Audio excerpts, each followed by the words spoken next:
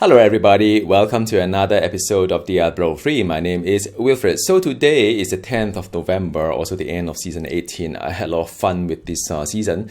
Unfortunately, it is only until a very late stage whereby I realized there's a better way to play Archon. And thanks to one of my viewers, Zach, who's on YouTube, commented that I could layer two abilities, Archon ability together to give you a much better stacks of Archon. So I'm going to share with you the two macros I've created to make me play better when it comes to Archon. A little bit unfortunate though, because if you play without this kind of macro or automation with the mouse, if you have a programmable mouse like mine, then it's going to be quite tedious. But then is it exploit or not? Probably not. I mean, Necromancer has Devour as well. I program as a toggle to just spamming Devour to get all the corpse kind of thing. So that is not exploit, I guess. You can always put a paperweight onto your key and just keep spamming the button, much like Crusader as well. I think one of my friends played the Crusader, just 4 buttons, just keep automation. Keep pressing the 4 button and you'll be awesome. So I'm going to share with you my tips on the, at least what I've learned on the Archon, the macro side. Another thing is that I'd like to just share with you the gear I've got at the end of the season. Not that fantastic. For some unknown reason, I don't really play that much this season, not unlike last time, although I've achieved that Guardian status. But it's just one of those things. I've got quite a lot of things going on and I got Grim Dawn as well to play, but I wish I could reach at least 1,000 Paragon Pawn with my wife, but it is what it is. And the last but not the least, talk about the primal ancient I've got, not really a lot, and also a little bit about the next season, what I'm going to do. All right, so this is going to be a kind of simple episode, nothing too dramatic. So now the two macros I'll do, provided that you have a programmable mouse, which could be quite common this day if you play like MMO or ARPG. I've got a mouse that has a 12 button on the side, and so the first macro is to cast slow time automatically after you cast the Archon, which is this one here. So the benefit of it is that you always have to do it anyway. I don't see a scenario whereby you go into Archon without slow time.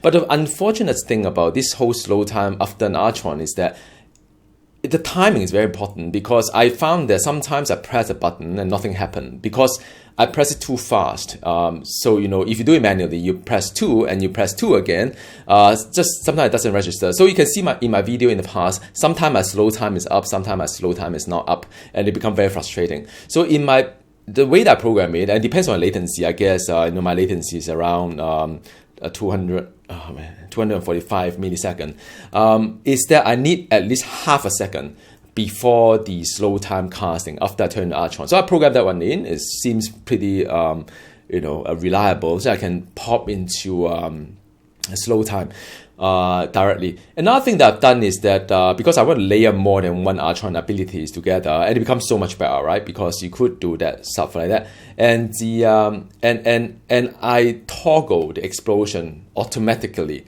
And I spam it like every 0.2 seconds. I spam the explosion. You can see in just a bit, and then that enable me to do either the melee ability or the disintegration beam ray, which is the range ability, and it build up your Archon stack so much better. So thank you for my viewer in YouTube, giving me tips here. So the first demonstration is the Archon. That will go into the slow time. So it's just one button and then it automatically casts slow time. The other thing is that I will have to I can do like 2 layers of abilities together that make it really, really awesome. But of course you need to watch out when your Archon expiring, and then you toggle it back, kind of thing, because otherwise you do something like teleport. So I find it really useful.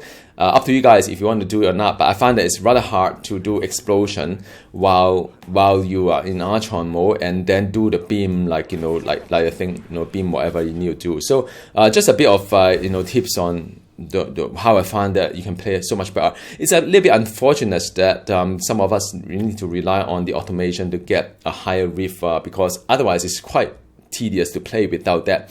And I always thought that, Archon is not really that overpowering, because the way I play it without the automation is sort of like, okay, it depends on what kind of ability I have, like, the reaction time.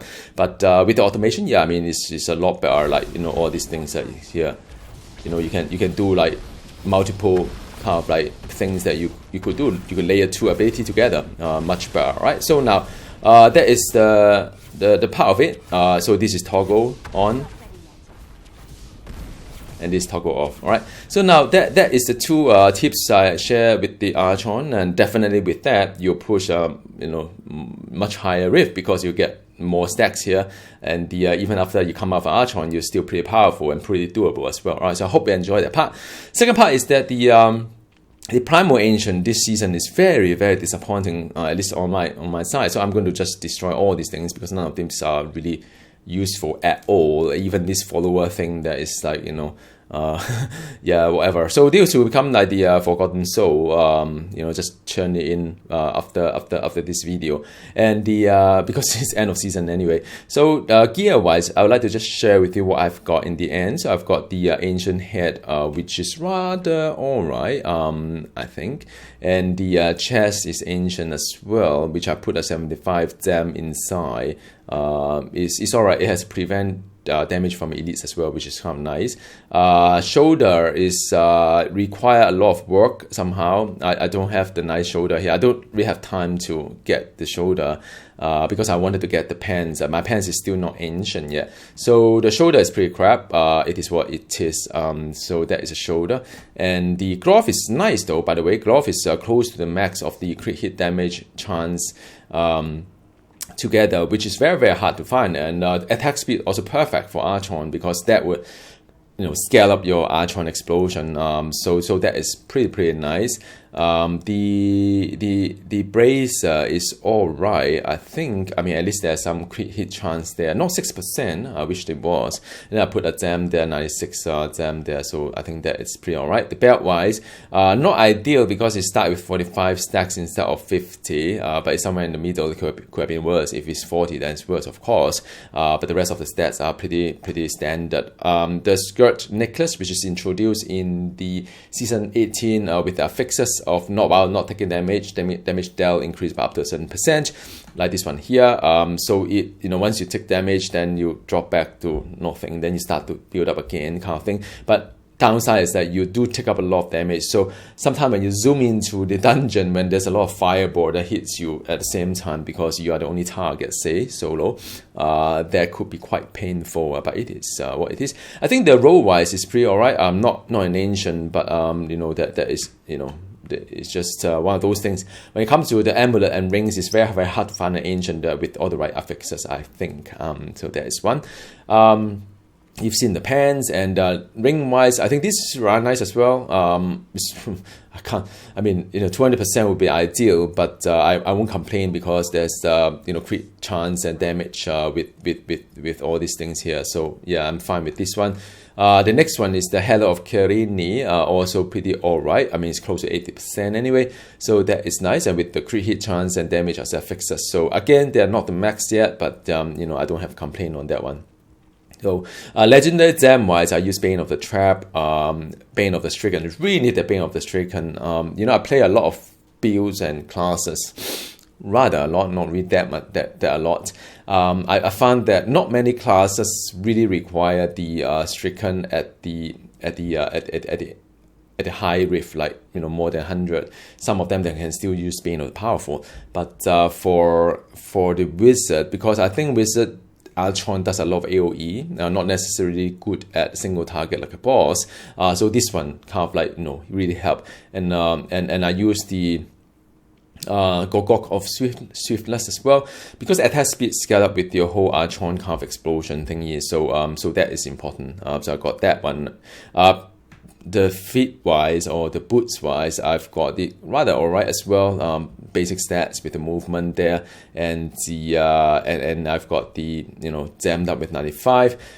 Weapon wise is alright, I guess. I mean, you know, reduce the cooldown. I could why didn't I roll a better one here? Maybe it's already very expensive. So sometimes you just spend so much money rolling things, but anyway, you got 2 trillion kind of like credit, so why not do it? Anyway, so I've got that sorted as my main hand. My wife got crafted the primal ancient for Chantodo, by the way, and then the Chantodo's force is an ancient. It's all right. I mean, it's not that. It's all right. I guess it's all right. I put a 98 gem to it. So, well, no, that is all that I've got. The cube wise is the furnace, the Swami, as well as the obsidian ring of the Zodiac. So that rounds up all that I have here.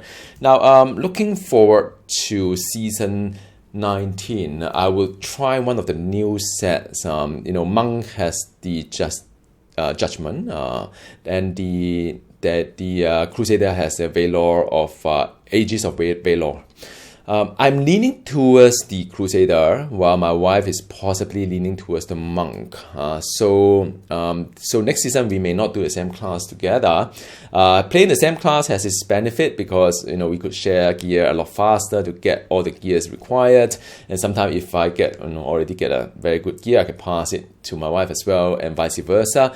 But I suspect my wife is towards the Monk, and the Monk after the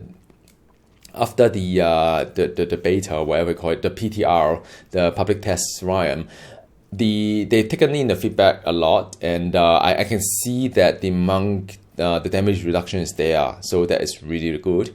You could even channel the Tempest Rush a fair bit to play that. So I'm leaning towards the Monk, actually. The Monk is really cool. In terms of I think the Monk is going to do pretty well for the Judgment kind of like a set. But I'm just drawn to the Crusader because I never have any luck with Crusader. I'm not sure whether you know what I mean. Is that I found that the Hammer build is a little bit, the Blessed Hammer build back then was a bit too fragile, although it's very, very high damage. And I just don't really I don't really get into the whole Crusader thing, although I know it's a very popular class in hardcore, especially for its durability. But with the Ages of Valor, I can see a lot of lightning going around, and I suspect that would be rather spectacular. They've also buffed up some of these damage output, which was my complaint, because I play the PTR with the Crusader, and it's consistently around 10 to 15 GR lower than say the Barbarian. So I'm going to possibly try one of the two classes. Let me know what you're going to do. I think the Barbarian is going to be pretty popular as well, the Whirlwind build, although they sort of nerve it a little bit on the Rand side. I think it's still a lot of potential there. So a lot of excitement. Season 19 is going to be rather awesome. I hope to see you in the new season, and it's still a long way to Diablo 4 anyway, so you still have this game to play for quite some time. Alright, see you next time. Goodbye.